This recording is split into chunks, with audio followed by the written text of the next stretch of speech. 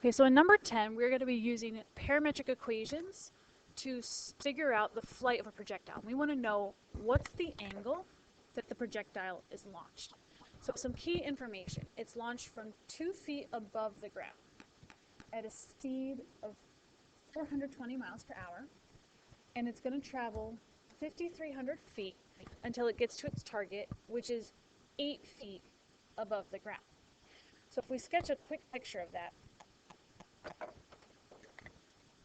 here's the projectile going through the air, and it starts out 2 feet above the ground. I'm going to draw the ground into my diagram,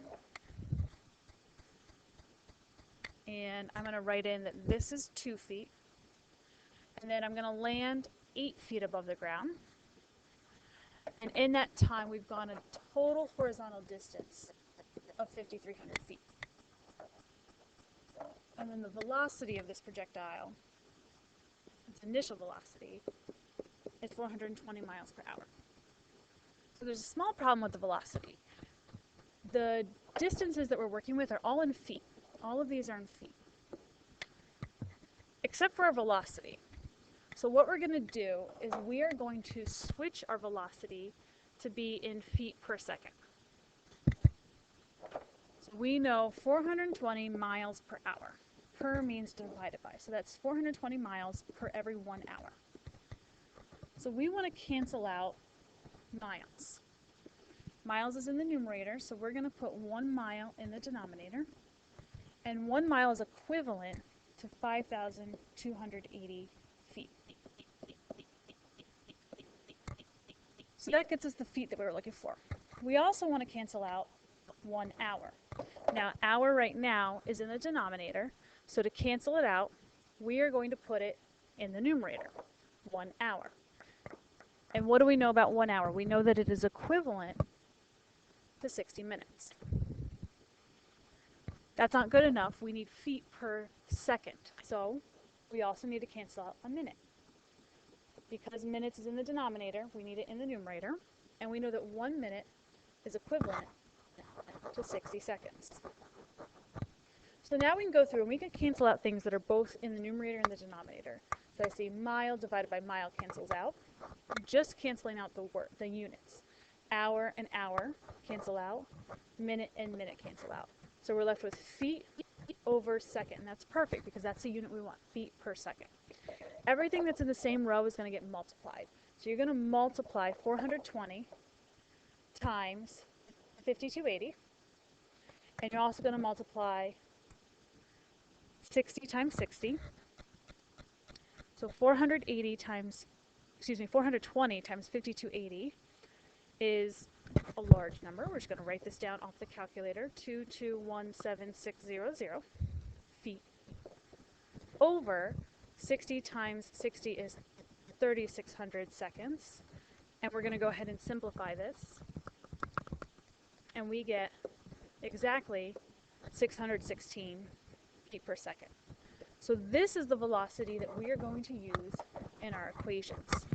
Once we have our velocity in the correct units, feet per second, we can then write an equation for x and for y, and we're going to use the equations that are given to us, and they will be given to us on the test, these two equations. So we have a separate equation for the x motion and a separate equation for the y motion. So I'm going to go down here, and I'm just going to jot down the equations so we can reference them. X equals velocity times cosine theta t. Cosine always goes with x. And y equals, it's negative 1/2 g. G is going to be given to you. It's negative 32.2, positive 32.2. So that's going to simplify half of 32.2 is 16.1. So that's always going to be negative 16.1 t squared plus velocity sine theta t plus h, where h is the initial height of the object when it's first projected. So we have two separate equations, one for x and one for y, and we're going to substitute everything that we know. We do not know theta or t, but we do know x, we do know y, and we do know the initial velocity, and we know the initial height. So everything else, the theta and the t, doesn't get changed. So this x is talking about at the end, when it lands. How far has it traveled in the x direction? How high above the ground is it in the y direction? So in the x direction, we've traveled 5,300 feet, and equals, that's their x value, equals velocity, which is 616, and then cosine theta t. We don't know theta or t. But what we're going to do is we're going to solve the equation for theta. So over on the right side, we're going to divide by 616t. That'll cancel out the 616. It'll cancel out the t. You can do whatever you want in algebra, as long as you're consistent and you do it on both sides of the equal sign. So now we have that cosine theta equals 5,300 over 616.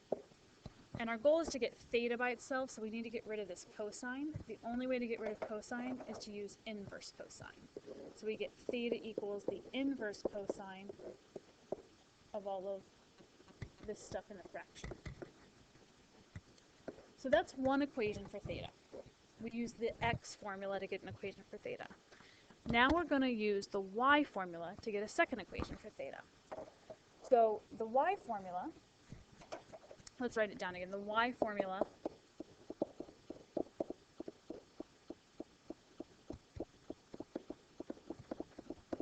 and we're going to substitute all the values we know. When the projectile lands, it's going to be 8 feet off the ground. That's the y value.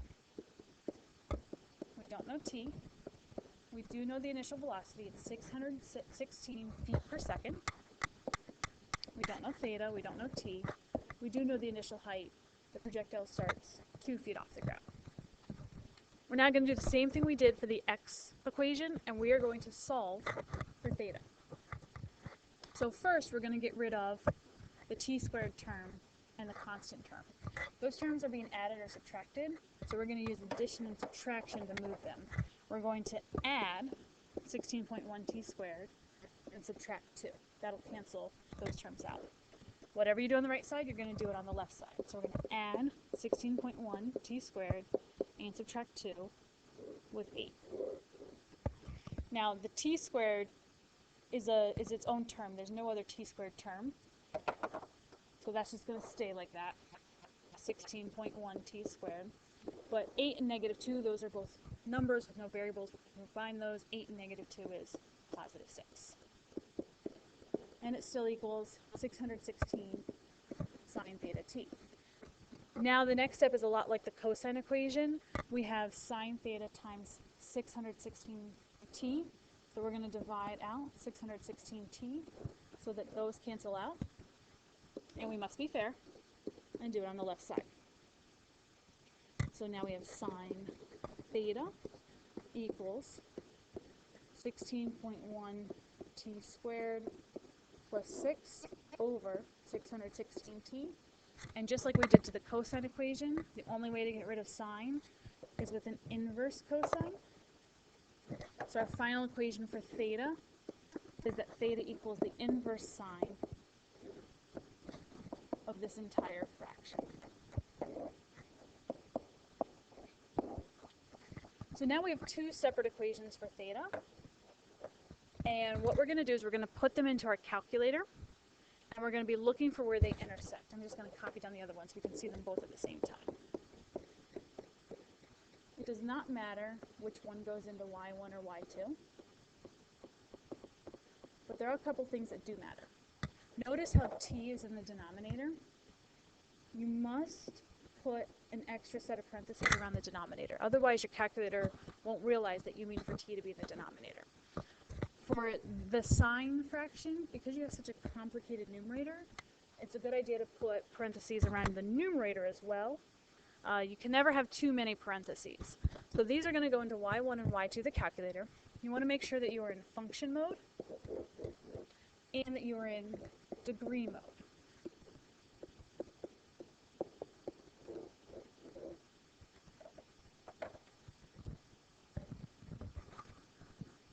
Now you're going to put these equations into y1 and y2. So basically theta is acting like your y, which means you're going to use x for t. You put these equations into y1, y2, and you're going to go ahead and graph. And a good strategy for a window for this type of question is to use 0 to 100 for both your x and your y. So I set my x min to 0, x max to 100, and then same thing for y min and y max. It's not always perfect, but it's a good place to start. And so once I'm there, now I'm going to look for the intersection. And the intersection, I'm going to hit second trace. Above the word trace is calc in blue. And when I'm on that menu, I'm going to go down to choice number 5, which says intersect. There are 2 intersections. You can give me either one. I only need one of them. And so I'm going on my calculator. You want to move the blinky close to the intersection. You're going to click enter once when you're on the first curve, move down to y2, hit enter again, and I find that one of my intersections says x equals 37.2 and y equals 76.6. So it's important to remember what you meant for x and y to be. And because we wrote theta equals, that means that y represents theta. So the angle that we should launch at is 76.6 degrees. That's the first part of the question. Now, this question is a little bit different from what we saw in our last test. Oops. Because it has a second part. And the second part, let's go back up to the question. It says, what is the average horizontal velocity of the projectile?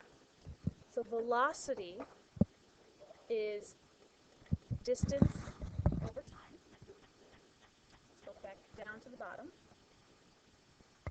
And the horizontal velocity means that we're just going to use the horizontal distance.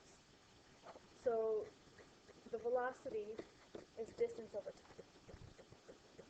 The distance comes from the problem. The projectile goes 5,300 feet. The time comes from the intersection. When you got that y equals 76.6, you got that x equals 37.2. That's your time. So that goes over here. So you can do 5,300 divided by 37.2.